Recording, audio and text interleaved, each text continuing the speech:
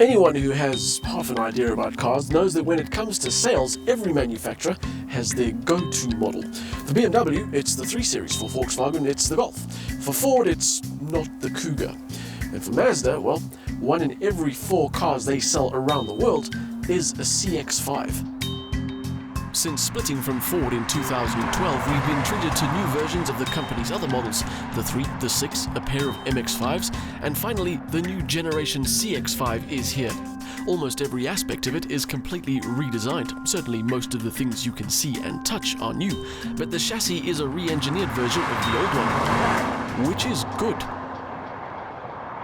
If they've made this more fun to drive than the previous generation, it'll be the best thing to drive in its class. And it'll be helped no doubt by the 2.2-litre diesel motor, which should be more energetic than Mazda's naturally aspirated options. But before we talk about what it's like to drive, let's talk about Mazda's rather lofty ambitions. Last time I attended a Mazda shindig, the boss was adamant that in the not-too-distant future, the company and its products would be at the same level as premium brands like Audi and BMW. Now, I'm not saying that that's impossible, but I do think that the easier job in that equation is actually designing and building cars of that caliber. The much harder part will be convincing a nation of people that the Mazda parked in front of them is as good as a Mercedes-Benz, even when the Mazda in question is styled like this one.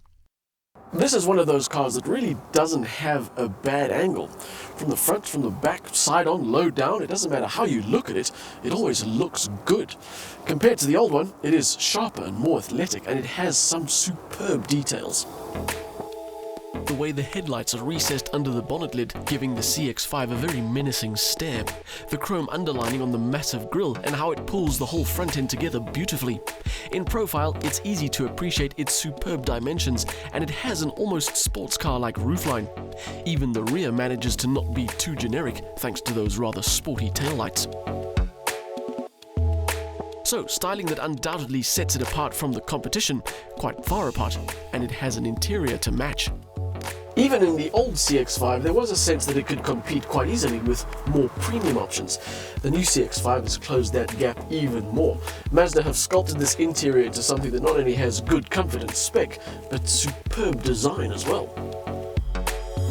A lot of the controls are familiar Mazda, but the packaging is now far slicker. The infotainment screen has been repositioned, there are new inlays, redesigned air vents, and fancy stitching for the fabric that stretches its way across the dashboard. Lower spec models do without some of the nice bits like leather, sat-nav, keyless operation and the head-up display, but all in all this is a very nicely executed cabin. And rather practical too. Good space in the back with dual USB ports for your millennials' smartphone appendages, and the boot now has a flat load floor. The improvements to the CX-5 styling and interior makes me a little bit excited about the drive. Because the previous generation was so impressive, so if they've managed to improve the drive in here to the same extent that they've improved everything else, this is going to be very good.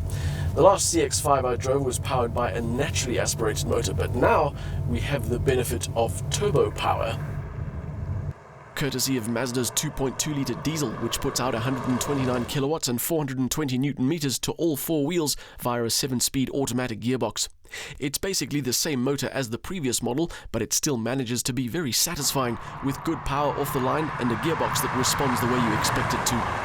Mazda have paid special attention to the noise levels in here, and it shows.